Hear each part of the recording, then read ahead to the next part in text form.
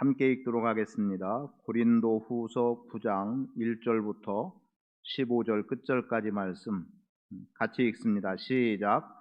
성도를 섬기는 일에 대하여는 내가 너희에게 쓸 필요가 없나니 이는 내가 너희의 원함을 알미라. 내가 너희를 위하여 마게도냐인들에게 아가야에서는 1년 전부터 준비하였다는 것을 자랑하였는데 과연 너희의 열심이 혹 많은 사람들을 분발하게 하였느니라.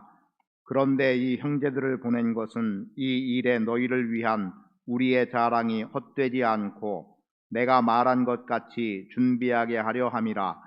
혹 마게도냐인들이 나와 함께 가서 너희가 준비하지 아니한 것을 보면 너희는 고사하고 우리가 이 믿던 것에 부끄러움을 당할까 두려워하노라.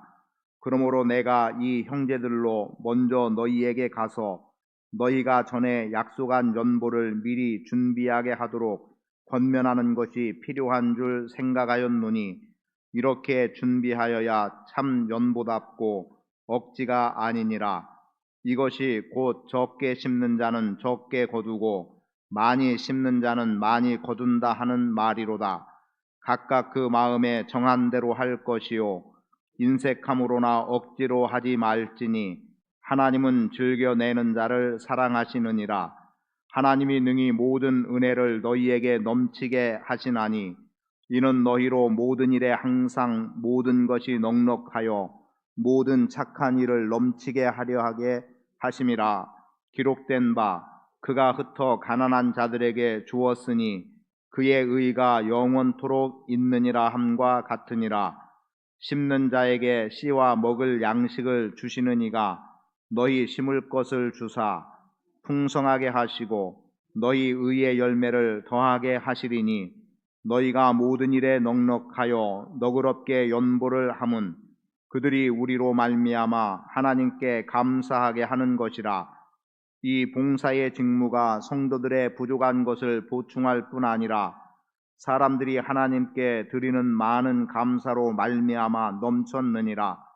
이 직무로 증거를 삼아 너희가 그리스도의 복음을 진실이 믿고 복종하는 것과 그들과 모든 사람을 섬기는 너희 후한 연보로 말미암아 하나님께 영광을 돌리고 또 그들이 너희를 위하여 간구하며 하나님이 너희에게 주신 지극한 은혜로 말미암아 너희를 사모하느니라. 말할 수 없는 그의 은사로 말미암아 하나님께 감사하노라. 아멘. 지금 고린도후서 말씀을 통해서 연보에 관한 말씀을 몇 시간째 받고 있는데 오늘 연보에 관한 말씀을 최종적으로 정리를 하고자 합니다.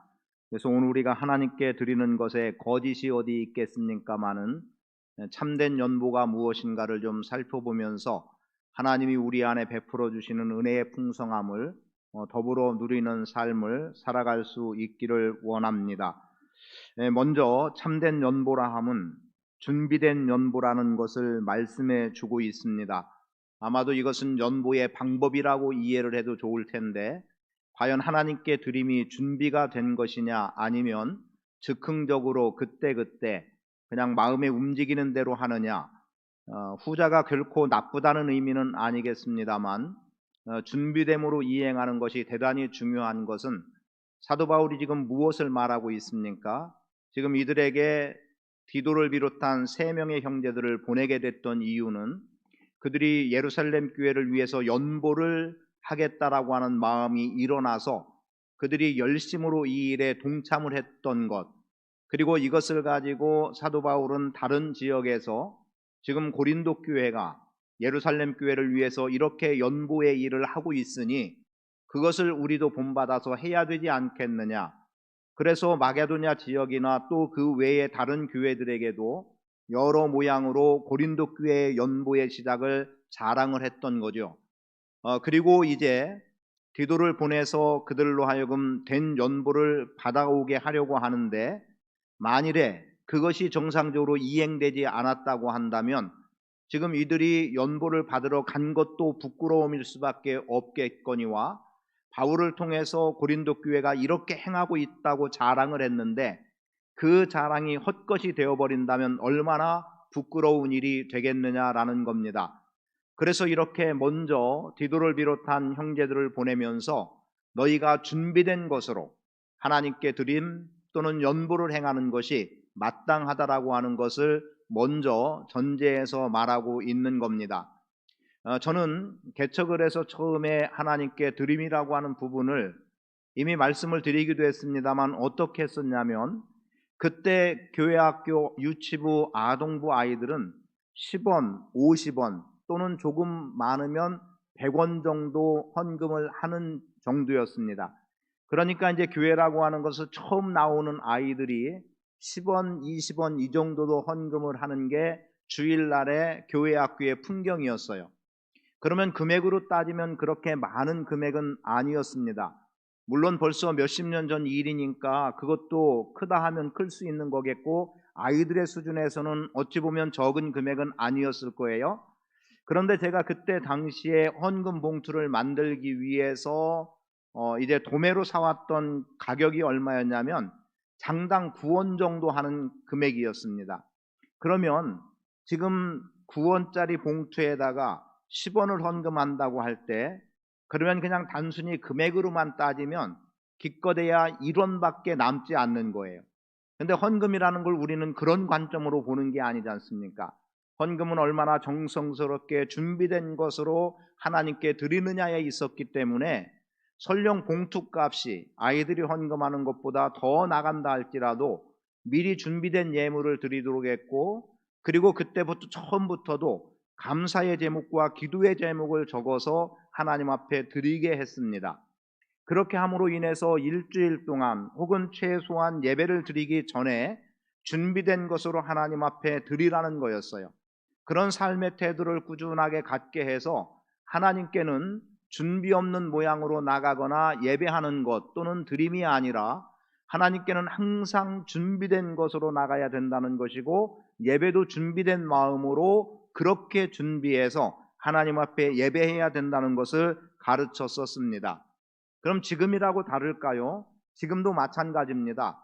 어떤 경우 갑작스럽게 진행되어진 예배가 있어서 그래서 뜻하지 않게 갔다가 헌금을 하게 돼서 그냥 이렇게 막 준비되지 못한 채로 찾아서 하는 경우가 있을 수는 있겠지만, 그러나 준비되어질 수밖에 없는 이미 예고된 예배라고 한다면, 아니면 오늘 우리가 매주일 경험하게 되는 예배라고 한다면 사실은 준비함으로 하나님 앞에 드리는 삶의 태도가 필요하다는 거죠. 그렇게 할 때에 그것이 참된 연보라고 표현될 수 있는 하나의 내용이 된다는 겁니다. 물론 이것은 본문 말씀 속에서는 예외라고 혹시 생각할 수도 있겠어요.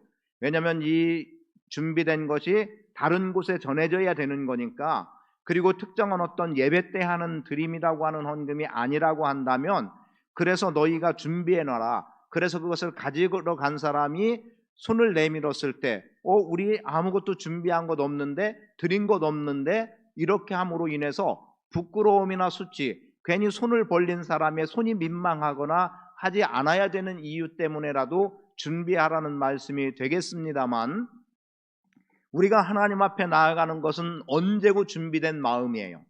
조금 다른 측면의 이야기를 할까요? 오늘 우리가 예배할 때에, 제가 이제 학교를 다닐 때, 신학교 다닐 때 기숙사 생활을 하다 보니까 기숙사와 강의실은 아주 가깝잖아요. 그러면 9시 첫 강의 시간이 되면은 거의 9시 다 된 시점에 출발을 하게 됩니다. 그럼 어떤 때는 지각을 할 때가 있었어요. 그리고 저는 특히 지각의 횟수가 많았던 것이 가나다 순으로 부르다 보니까 제가 항상 1번이었어요. 그래서 어떤 경우에 친구들하고 똑같이 기숙사에서 나갔는데 저만 지각을 하고 뒤에 순번에 있는 친구들은 지각을 하지 않는 경우도 있었습니다. 그렇게 됨으로 인해서 저에게는 적지 않은 불편이 있을 수밖에 없었던 거죠. 그런데 잘 생각해 보세요. 하나님 앞에 나아가는 우리들의 삶의 모습 속에서 내가 과연 얼마나 준비하느냐라고 하는 태도는, 제가 기숙사에 있음으로 인해서 곧바로 나가니까 몇 분 걸리지 않는 시간이라고 하는 것과, 혹은 멀리 있어서 1시간 전부터 준비를 하고 강의 시간에 맞춰 나와야 되는, 이걸 예배로 말한다면 저는 사택에 바로 옆에 있으니까 아주 가까워요. 그냥 뛰어오면 1분 안에 올 수 있는 거리. 그리고 어떤 분들은 1시간 정도의 거리. 그러면 저는 그런 생각을 해봐요. 1분 전에 나오는 그 시간, 사실은 집에서 준비해서 나오는 시간부터 예배라고 본다면 교회 건물 쪽으로 예배당과 멀리 있는 성도들의 예배 시간은 저보다 훨씬 긴 시간이 될 수 있는 거예요. 왜냐하면 준비해서 여기까지 나오는 게 1시간이라고 한다면 굳이 시간이 예배의 강도를 말하는 건 아니지만 굳이 그렇게 표현한다고 한다면 아마도 멀리 있는 분들이 훨씬 더 일찍부터 준비하기 때문에 더 많은 시간을 하나님 앞에 드리는 시간이 된다라는 거죠.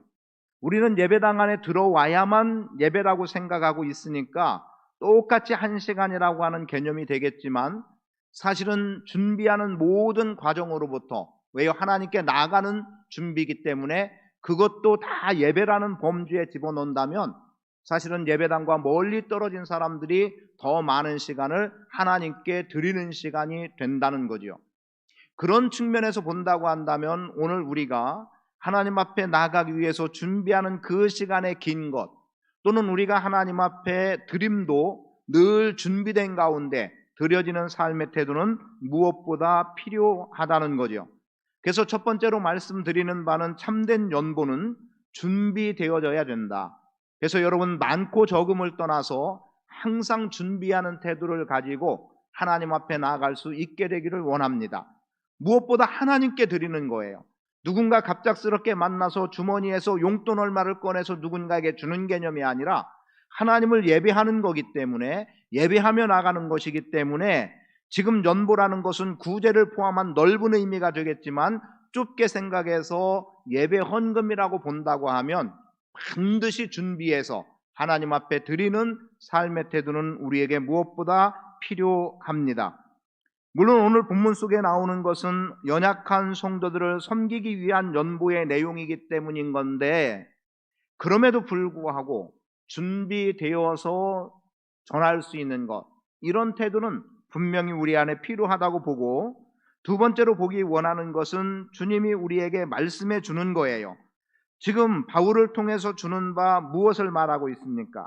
심은 대로 거둔다는 의미로서 6절에 보니까 이것이 곧 적게 심는 자는 적게 거두고 많이 심는 자는 많이 거둔다 하는 말이로다. 각각 그 마음에 정한 대로 할 것이요 인색함으로나 억지로 하지 말지니 하나님은 즐겨내는 자를 사랑한다라고 말씀하고 있습니다.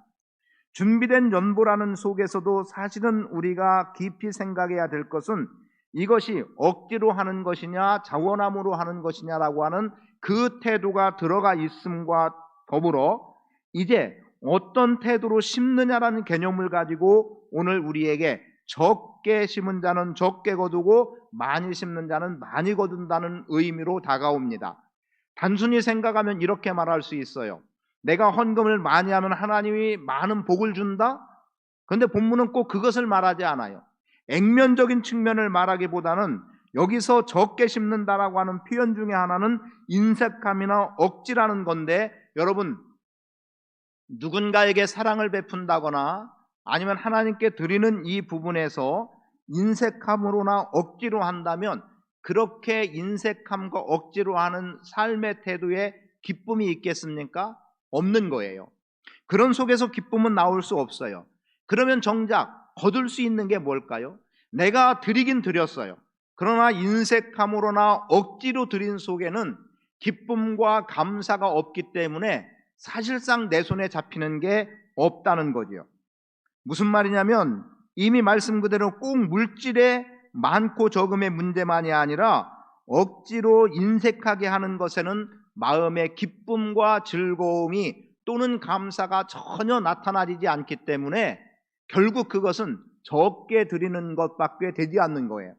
왜요? 우리가 하나님께 드렸으면 하나님께 드림에 대한 기쁨과 감격, 즐거움이 와야 되는데 억지로나 인색함으로 하는 거니까, 또는 이것을 우리가 많이 쓰는 표현으로 말하면 마지못해서 하니까 거기에 무슨 기쁨이 있겠어요?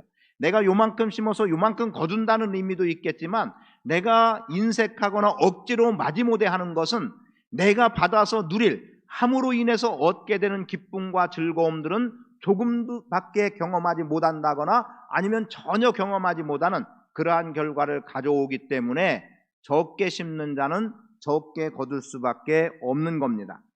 그런 반면에 많이 심은 자는 많이 거둔다는 건데 뭐겠습니까? 많이라는 의미 속에서는 자원인 거예요. 내가 자원함으로 또는 즐겨함으로. 그러니까 어떻습니까? 자원과 즐김이 있으니까 내 안에 기쁨과 만족감이 있는 거예요. 그런 것들을 풍성하게 누릴 수 있는 거예요.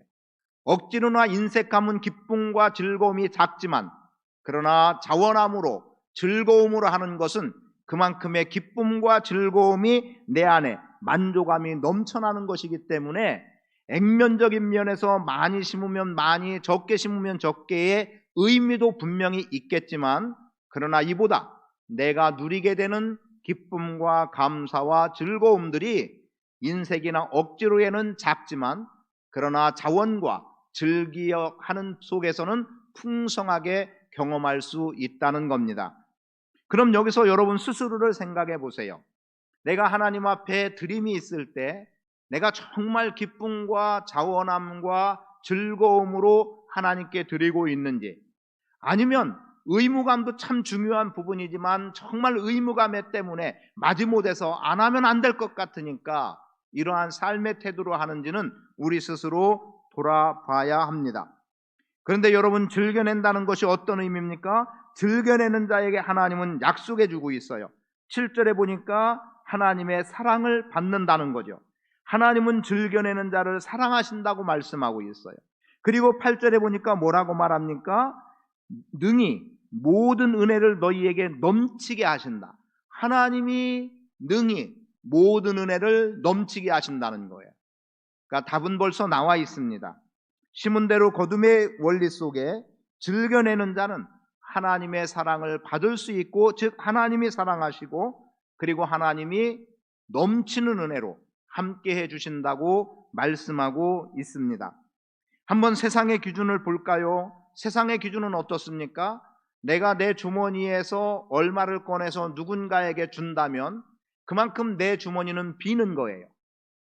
그러나 하나님의 방법은 어떻습니까? 하나님의 기준은 내가 내 주머니에서 얼마를 꺼내서 누군가를 주면 세상 관점은 그만큼 부족하고 빈 것밖에 되지 않지만, 하나님이 우리에게 주시는 기쁨과 만족감은 넘쳐나는 것이고, 그리고 내가 얼만큼의 손을 펴서 나눔을 받은, 혜택을 받은 사람은 그것으로 인해서 또 기쁘고 만족하는 인생이 되기 때문에 나도 즐겁고 그도 즐거움이 되는 거예요. 나도 즐겁고 남도 즐거운 거예요. 나도 즐겁고 이웃도 즐거운 거예요. 그래서 오늘 하나님의 사람들, 믿음의 사람들은 하나님의 기준을 따라서 내 소유된 것을 가지고 나누고 손을 펼 수 있어야 합니다. 그것이 오늘 우리 안에 참된 연보라는 개념이 되는 거죠. 공주 쪽에 가면 청벽이라는 데, 제 이름이 정확한지 모르겠어요. 청벽이라는 데가 있습니다. 그런데 그 앞에 금강줄기가 흐르고 있고요. 그리고 이 앞에 보여지는 바위는 말 그대로 바위산이에요. 그래서 우리가 왜 그 산수화라고 해야 되나요? 옛날 그 붓으로 먹으로 이렇게 그려진 그림들 보면 바위산 같은 거 이렇게 그려내는 거, 그런 정도의 화풍에 담을 만한 정도의 그림이 나옵니다. 그런데 그러한 그림이 나오는 만한 아주 좋은 위치고, 그리고 또 공주시에서 그 지역을 어떻게 발표했는데 거기 음이온인가 뭔가가 많이 이렇게 방출되는 곳이라고 이렇게 자료가 나와 있는 곳이에요. 그런데 그곳에 이제 펜션이 있어서 가본 적이 있습니다. 그런데 그냥 막연히 간 게 아니라 아는 분이었어요. 아주 잘 아는 분은 아닌데 제가 잘 아는 친구가 잘 아는 분이었어요. 그런데 이분이 그곳을 사서 펜션으로 만들게 됐던 배경을 말해주는데, 어떻게 말을 해주냐면, 이분이 이제 믿음의 사람이에요. 장집사님이에요. 여자분인데 아주 키도 작고 아주 야무진 분이에요. 그런데 이분이 뭐 부흥회가 되든 어느 때에 이제 특히 이제 부흥회 때 주로 그랬다라고 그때 당시는 표현을 했어요. 강사 목사님이 뭔가 헌신하게 하면은 이분이 꼭 자기가 하겠다고 손을 든다는 거예요. 근데 이게 만만치 않은 거예요.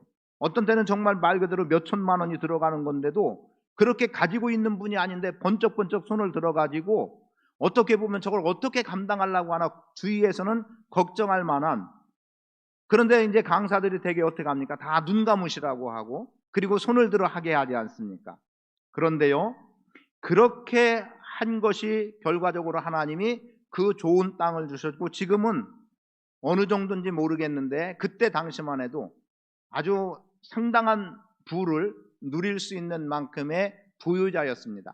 그런데 그분이 있어서 한 게 아니었다는 거예요. 그렇게 풍족해서 했다는 게 아니라는 거예요. 어떻게 했다는 거예요? 항상 무언가 감동이 될 때 그렇게 행했다는 거죠. 그렇게 행함으로 인해서 하나님께서 공급해 주시는 은혜가 풍성했다라는 겁니다.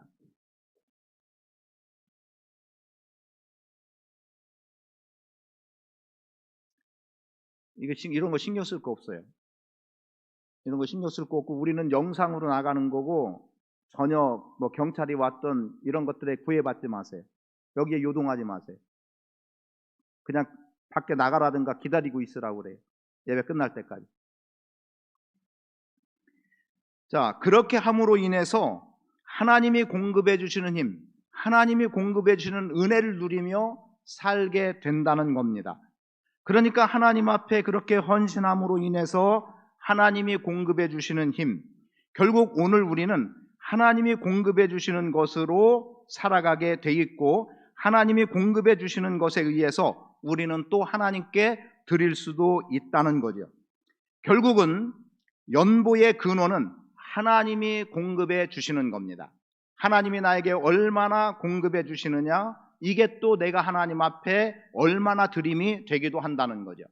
그래서 오늘 우리가 기쁘고 즐겁고 자원함으로 드리는 이 모든 것 속에, 이 속에 하나님이 오늘 우리 안에 은혜로 공급해 주심으로 인해서 하나님의 넘치는 은혜로 말미암아 우리는 또 넘치도록 하나님 앞에 드릴 수 있는 겁니다. 그래서 받은 만큼 베푼다는 의미가 이 속에 담겨져 있기도 하고요. 그래서 한번 이렇게 생각해 보면 어떨까요? 나에게 나눌 게 있는가 또는 나눌 게 없는가? 여러분, 나눌 게 없다고 하면 하나님께 받은 은혜가 없다는 의미가 될 수도 있고, 나눌 게 있다는 것은 하나님께 받은 은혜가 얼마나 많다는 의미가 되기도 합니다. 결과적으로는 하나님이 주셨기 때문에 나눌 수 있는 거예요. 여러분, 은혜를 경험하면 풍족하게 되는 겁니다. 우리 각자의 인생 속에 하나님이 공급해 주시는 것으로, 하나님이 베풀어 주시는 것으로 넉넉한 은혜 속에 살아갈 수 있게 되기를 축복합니다. 그리고 그러한 말씀을 10절에서 무엇라고 말하냐면 심는 자에게는 씨와 먹을 양식을 주시느니 라고 하면서 하나님은 은혜를 베풀어 주시는데 심는 자, 농사하는 자겠죠. 그럼 농사하는 자에게 절대라고 표현할까요? 절대 필요한 게 뭡니까? 씨앗이에요. 종자가 필요합니다. 그리고 그 사람이 또 먹을 것, 그러면 이것이 그냥 한 시점으로만 본다면 이렇게 봐보면 어떨까요? 씨는 있는데 먹을 게 없다. 어찌 되겠습니까? 그리고 또 먹을 건 있는데 씨는 없다. 이거는 또 어떻게 될까요? 여러분, 이 두 가지는 다 공존해야 되는 거예요. 왜요? 지금 내가 다음 씨를 심어서 다음 경작에서 거둬들일 때까지 먹을 게 내 안에 있어야 되고, 그리고 농사하는 사람들에게 있어서 먹을 게 없어도 또 씨는 또 보존해야 되잖아요. 왜요? 그 씨를 통해서는 30배, 60배, 100배의 결실을 맺을 수 있기 때문에 그런 거예요. 그래서 하나님 앞에 드림은 결국 씨앗을 심는 것과 같은 의미가 되는 겁니다. 그러니까 내가 심었다, 그것은 결국 얻게 된다는 거죠. 그럼 이 풍성함, 때로는 1개를 얻을 수 있고 10개를 얻을 수 있고 100개를 얻을 수 있고 1000개를 얻을 수도 있는 거예요. 이렇게 얻을 수 있는 이 부분은 분명히 심음을 통해서 가능하다. 결과적으로 하나님과 우리와의 관계 속에 하나님은 우리에게 공급해 주시는 분인데, 우리가 하나님께 드림 또는 연보 헌금이라고 하는 이 개념은 결과적으로 심는 씨앗이 되기 때문에 먹을 양식으로 풍족하게 하나님이 채워주신다는, 그리고 그 은혜를 우리는 경험하며 살아갈 수 있어야 합니다. 주변에 보면 또는 지나다 보면 경험하는 것 중에 하나는 이런 것이에요. 아마 직접적인 경험이 되기도 하지만 보여지는 측면이 되기도 하는데, 나누는 사람은 항상 나누는 것 같아요. 주는 사람은 항상 주는 쪽에 서 있고요. 그런데 줄 때 당장은 빈손이죠. 왜? 줬으니까 손이 비어요. 그런데 채워져요. 어느 순간 어느 방법으로든 채워져요. 그리고 손에 잡히는 게 있어요. 사실 저도 그러한 원리로 지금까지 왔습니다. 내 것을 쌓아놓는 적은 없지만, 그러나 내게 내 손에 잡혀진 것, 나눔 통해서 내 손에 들어왔어요. 그러면 내 손에 들어온 것, 이걸 그럼 쌓아놔도 좋겠지만, 그런데 또 이것을 비워낼 때 또 채워지고 또 채워지고 해서 계속해서 나누고 나누며 살아가는 은혜를 경험하게 됐고, 그렇게 지금까지 왔습니다. 어쩌면 사람들은 미련하다고 말할 수도 있겠죠. 네 것 좀 쌓아놓으면 좋을 텐데 왜 쌓아놓은 것 없이 그러느냐. 그렇게 뭐 굳이 말한다면 통장은 항상 빈 통장이 되고 살아야 되느냐, 때로는 마이너스가 되는 가운데 살아야 되느냐라고 할지 몰라도, 그런데 어느 시점에 뒤돌아보면 채워지고 채워지고, 길게는 한 3, 4년 만에 채워지는 경우도 보았고, 짧게는 며칠 안에 또는 한두 달 안에 채워져서 넉넉하게 가는 그러한 은혜들을 경험해 왔습니다. 여러분, 하나님이 공급해 주시는 것으로 우리는 하나님께 또다시 드리는 겁니다. 아무것도 없는 것에서 드리는 것도 아니고, 아무런 은혜도 경험하지 못하는 데서 드리는 것도 아니고, 하나님이 우리 가운데 그렇게 공급해 주시는 힘으로 우리는 드릴 수 있는 거예요. 저는 여러분들이 하나님께 드림이라고 하는 그 드림이 기쁨과 즐거움과 자원함으로 드리는 것으로 인해서 하나님의 사랑을 받은 자로 삶을 살아가는 것과 더불어, 그리고 또 하나님께서 넘치도록 부어주시는 은혜를 체험하며 살아갈 수 있게 되기를 축복합니다. 그래서 하나님께 드렸더니 하나님이 이만큼 나에게 베풀어 주셨다라고 하는 고백이 사실은 우리의 삶 가운데 경험될 수 있어야 합니다. 그리고 끝으로는 하나님께 영광이 되는 연보여야 합니다. 하나님께 영광이 되는 연보여야 된다고 말씀드리는 것은 아마도 연보의 목적과도 관계가 될 것 같아요.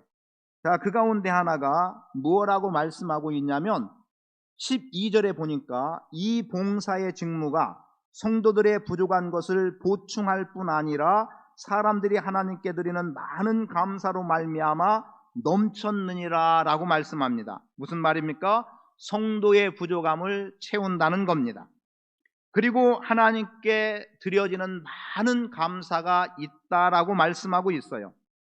여러분, 가난한 자들에게 주었더니 하나님은 의의 열매를 맺게 하시고, 그리고 단순히 우리에게 부족한 것을 메꿔주는 정도가 아니라 더 풍성하게 공급해 주시는 하나님, 내가 누군가에게 베풀고 또는 하나님께 드리고 그만큼이 아니라 하나님은 이것보다 더한 것으로 늘 공급해 주시더라는 거죠. 제가 여기서 굳이 11조를 말할 이유는 없지만 잠깐 언급해 본다면, 11조 생활을 하는 사람들의 경험 중에 하나가 뭡니까? 11조라고 하는 10분의 1을 구별하여 드리면 그만큼 빌 것 같은데, 그런데 세워졌더라는 거죠. 그렇게 하고도 부족함이 없더라는 거죠. 말 그대로 계산상으로는 그만큼 부족해야 되는데 부족하지 않은 거예요. 넘치는 거예요. 하나님의 은혜는 그러합니다. 그리고 하나님께 영광이 되는 이유가 뭘까요? 복음을 위해서 사용하는 것이 된다는 겁니다. 그것을 이렇게 말합니다. 이 직무로 증거를 삼아 너희가 그리스도의 복음을 진실이 믿고 복종하는 것과 라는 거예요. 그러니까 여러분들이 하나님께 드림이라고 하는 것은 분명히 하나님께 영광이 된다는 사실을 기억하기 바랍니다. 그래서 복음을 위해서 살아가는 거예요. 저희 동기 중에 저보다 18살인가 19살 많은 동기가 있어요. 그런데 어느 날 전혀 소식이 없었는데 어느 날 선교사로 나갔다는 이야기를 전해왔어요. 선교사로 나갔다고 하는데 그냥 중국 어디라고만 들었지 전혀 연락이 되거나 이러지도 않았는데 10년이 훨씬 지난 후에 동기들 모임에 나와서 처음으로 본인 입으로 그렇게 열어서 이야기를 하더라고요. 자기가 선교사로 나갔는데 동기들한테 이야기를 하지 않았던 이유는 동기들이 이제 막 개척하거나 힘들고 어려운데 괜히 내가 선교사로 나간다고 하면 나 때문에 괜히 신경 쓸 수도 있을 것 같아서 이야기를 안 했다는 거예요. 그리고 실제 그때 상황의 처지들이 그랬고요. 그런데 그렇게 모여서 이야기를 듣다 보니까 무슨 얘기를 하냐면 사모님이 교직에 있었어요. 그러니까 사모님은 교편을 잡고 이제 생계를 꾸려나가요. 자식들을 키우고. 그리고 그렇게 해서 생기는 수입을 선교하는 남편한테 보내는 거예요. 그러니까 사모님의 힘으로 다 식구들이, 그런데 또 선교지까지 그걸 또 보내야 되는 그러한 어려움. 그리고 나중에 덧붙여서 무슨 표현하냐면 사실은 조상 땅이라고 받은 그 산도 사실은 다 팔아서 선교하는 데 썼다는 거예요. 그렇게 평생을 선교하고 지금은 이제 돌아와서 이제 은퇴를 한 거죠. 쉽게 말하면 저보다 20살 가까이 많으니까 벌써 어때요? 70이 넘은 나이란 말이죠. 그런 상황이에요. 그리고 이제 지금은 또 사모님도 은퇴한 상황이었죠. 벌써. 여러분 어떻습니까? 하나님의 일을 위해서, 복음을 위해서 그렇게 열심으로 수고한 것들을 다 선교를 위해서 힘을 쓰고 헌신하고, 여러분 복음을 위해서 여러분의 것들이 드려지고 쓰일 수 있어야 합니다. 나눌 것 있음에 감사하십시오. 그리고 이게 오늘 나눌 것 있어서 감사하다라고 하는 이 감사가 오늘 우리 안에서 고백으로 나타나지게 되기를 축복합니다. 여러분, 저는 여러분에게 단순히 많이 드리십시오 이걸 말하고 싶지 않아요. 제가 늘 이런 헌금과 관계된 표현을 할 때는 과부의 두렙돈을 항상 이야기합니다. 과부의 두렙돈에서 주는 의미는 분명합니다. 얼마나 많이의 주님은 관점을 갖고 계신 게 아니라 어떻게 드림의 관점을 갖고 계세요. 여러분 잘 기억해야 됩니다. 물론 내가 많으면 많이 드릴 수 있어요. 적으면 적게 드릴 수 있는 거예요. 그런데 많고 적음의 문제가 아니라 오늘 본문에서도 말씀하고 있듯이 준비됨으로, 자원함으로, 즐거움으로 하고 있느냐 아니면 억지로냐, 궁색한 가운데서냐라고 하는 것 분명히 생각해 봐야 되는 것이고, 그리고 하나님 앞에서 나의 드림의 삶의 태도가 어떠하냐에 따라서 하나님은 우리의 것을 기쁘게 받으시고 우리를 사랑하시고 넘치는 은혜로 공급해 주시는 겁니다. 무엇보다 여러분들이 생각해야 될 것, 내 삶의 주인이 하나님이라는 것 분명히 인식해야 됩니다. 그리고 내 소유의 넉넉함 또는 부족함이라고 여기는 이 모든 것도 하나님께서 주관하시는 것이라는 분명한 믿음을 가져야 됩니다. 그러므로 인해서 오늘 우리의 소유된 것이 하나님의 영광을 위해서 쓰일 수 있어야 되고, 그리고 오늘 우리 안에 많고 적음을 떠나서 나눌 수 있음에 감사하며 나갈 수 있는 은혜가 여러분 안에 있게 되기를 축복합니다. 지금 대면 예배 신고가 들어와서 지금 경찰관과 서구청 직원들이 대기 중이라는 메시지가 올라왔습니다. 지금 현재 상황은 이렇게 흘러가고 있습니다. 아마도 누가 신고했는지는 모르지만 그분들은 그분들의 할 일을 하는 거라고 보여지고요. 그리고 주중에도 제가 서구청 직원에게 오늘도 전화를 받았어요. 어떻게 하고 있습니까? 20명 미만의 영상 예배로 준비해서 나가는 것만이라는 것을 분명히 이야기를 했고, 그리고 지금 너무 안타까운 것은 심지어 어디까지, 물론 지역마다 다르지만 가족들이 모이는 것도 가정 예배조차도 5명 이상 드리면 안 된다는 이런 말도 안 되는 소리들이 지금 나오고 있어요. 아니, 저희도 어제 가정 예배 드렸거든요. 가정 예배 드렸는데 우리 식구 5명이 넘거든요. 하지 말라는 거예요. 하지 말라는 거예요. 이런 정도가 돼버렸습니다. 저는 이 부분에 대해서 분명하게 기독교인들이, 그리스도인들이 대응을 해나가야 된다고 생각을 해요. 지금 부산의 손여보 목사님이 목회하는 세계력교회가 교회 폐쇄 명령을 받았습니다. 그래서 아마도 지난 월요일이나 어제쯤에 행정소송으로 나갔을 거고요. 그리고 또 예자연이라고 하는 예배를 자유롭게 드릴 수 있기 위해서 이제 행정소송을 하는 모임이 있어요. 그런 모임들을 통해서 물론 판사에 따라서 어떻게 그것이 결정이 내려질지는 모르는 겁니다. 그러나 지금 부산의 새교육교회 손연보 목사님이 분명하게 갖고 있는 의지는 뭐냐? 판결이 최종적으로 어떻게 나올는지, 행정명령에 따른 소송에서 어떻게 결과가 나올지는 모르지만 만약에 그것이 좋은 결과가 나온다면 한국 모든 교회들이 자유롭게 예배할 수 있다는 근거를 마련하기 위해서라도 어쩌면 무리하리만큼 그분은 그렇게 진행했어요. 물론 그것은 단순한 무리수는 아니라고 봅니다. 그건 그분의 믿음이고 교회가 그 일을 감당해 나가면서 많은 손해를 감수하고라도 그렇게 나가는 거예요. 우리도 부족하지만 이 일에 동참을 해야 됩니다. 어떤 모양으로든 동참해야 돼요. 그래서 저도 동참하느라고 기본 소송 비용에 들어가는 얼마를 헌금을 했어요. 그러면서 이제 진행해 나가는 거예요. 물론 우리가 정부에 대항하자 아니면 행정명령에 불응하자가 아니에요. 분명하게 제시된 거예요. 지금도 누구에 의해서인지 모르지만 우리는 20명 미만이라고 하는 영상 예배를 기본으로 내보내는 가운데 있습니다. 여러분 이런 것들에 대해서 요동하지 마시고 염려하지 마시고, 그리고 대응하는 거는 제가 대응해 나가면 됩니다. 그냥 무대책으로 하는 거 아니에요. 그리고 만약에 이런 것들이 언제까지 계속될지 모르지만 제가 한번 표현했습니다. 아마도 지금 단순히 숫자가 좀 줄어들기 때문이라는 거 아니에요. 이제 분명히 17일 기점으로 해서 이제 뭔가 조금은 여유로움이 생길지도 모릅니다. 생길 것 같아요. 그리고 이제 설 바로 직전에 또 조여오겠죠. 그리고 분명합니다. 3.1절 중심으로 또 집회가 준비되기도 하기 때문에 이때 또 조여올 겁니다. 그리고 부활절 분명합니다. 거의 그러한 수순으로 나가요. 이제 이렇게 금년 지나다 보면 내년 3월인가요? 대선과 관계돼서 여기에 또 영향을 미쳐요. K방역이 정말 아마도 금년 후반기에 좋은 결과라고, 지금 온 국민 다 접종 무료로 한다고 했어요. 무상으로 한다고 했습니다. 이제 이렇게 해서 어느 정도 잡혀나가면 그것이 이제 또 인기몰이가 될 수 있어요. 대선에 영향을 미칠 수도 있습니다.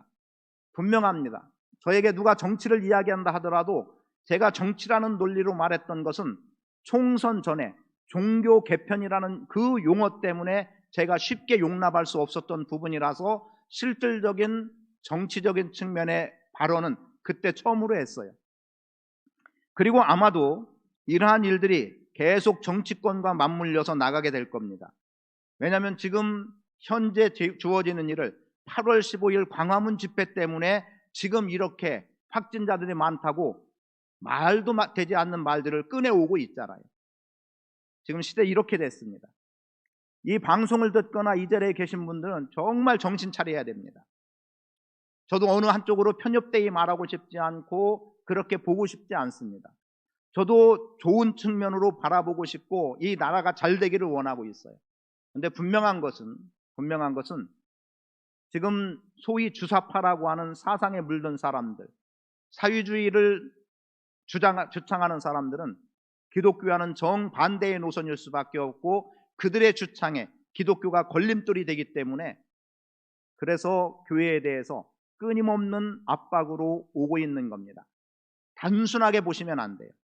단순하게 보시면 안 돼요. 그리고 가짜뉴스 저도 원치 않아요. 가짜뉴스 나와서 괜히 사회를 혼란스럽게 하는 것 사실은 있어서는 안 돼요. 근데 이런 것들을 가짜뉴스를 차단하는 법들을 만든다는 그 명분에는 어떤 모습들이 담기겠습니까? 그건 누가 선별할 겁니까? 소위 누가 팩트체크라고 하는 것에 정말 그것이 사실일 수도 있지만 누가 그걸 판가름해요? 그러면 제가 칼자루를 쥐고 있다고 생각해요.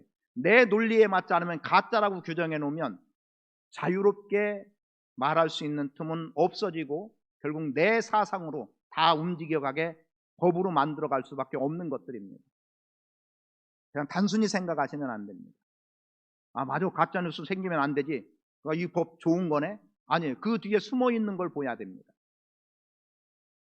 제 사상이 다 옳지 않잖아요. 그런데 내 생각과 내 사상과 다르면 다 가짜, 이렇게 규정해 놓으면 어떻게 할 겁니까? 그래서 그런 것들은 언론에 나오지도 못하고 주장하지도 못하고 법적 근거를 다 막아버리면 내 하나만, 그럼 그건 뭐예요? 그게 독재예요. 그게 독재예요. 제가 지금 이 내용 때문에 조금 좀 과하게 표현을 조금 하고 있습니다만 지금 정신 차려야 됩니다. 정신 차려야 돼요. 제가 금년 1월 들어와서 계속 위기라는 것과 더불어 위기를 극복하기 위해서 어떻게 나가야 되느냐, 무엇을 해야 되느냐를 지금 말씀드리는 이유이기도 합니다. 여러분, 믿음으로 승리해 나갈 수 있기를 축복합니다. 그리고 부족하지만 제가 여러분을 그릇된 대로 이끌어 가겠습니까? 그래도 혹시라도 혼란스럽거나 이러면 제가 사회적인 경험은 부족할 수 있어서 저의 지혜의 부족함은 있을 수 있습니다. 그럴지라도 저의 말에 가능한 들어주시면 좋겠습니다. 기도합니다. 아버지 하나님, 고맙습니다. 오늘 우리 안에서 역사하시는 주님으로 인하여 기뻐하게 하시고 주님의 영광을 위한 일에 온 마음으로 나갈 수 있도록 은혜로 함께해 주옵소서. 우리 안에 참된 연보의 삶을 살아갈 수 있도록 늘 은혜 베풀어 주시기를 원합니다. 나눔이 일상이 되게 하시옵소서. 이웃에 대한 돌봄이 있게 하옵소서. 하나님 앞에 온전한 드림이 있게 하옵소서. 하나님이 공급해 주시는 힘으로 감당하게 하시고 하나님의 사랑을 입은 자로 살아갈 수 있도록 도와주시고 하나님께서 풍족하게 채워주시는 은혜에 승리로 나갈 수 있는 복된 삶 되게 하옵소서. 은혜 주실 주님을 찬양합니다. 영광 나타내 주시고 위로와 평강 가운데 승리하며 살아갈 수 있도록 충만한 은혜로 함께해 주옵소서. 이 밤도 함께 하신 주님을 찬양합니다. 성도들 평강 가운데 있게 하시고 그리스도 예수 안에 신실한 믿음으로 승리하며 살아갈 수 있도록 은혜 주옵소서. 예수 그리스도의 이름으로 기도합니다. 아멘.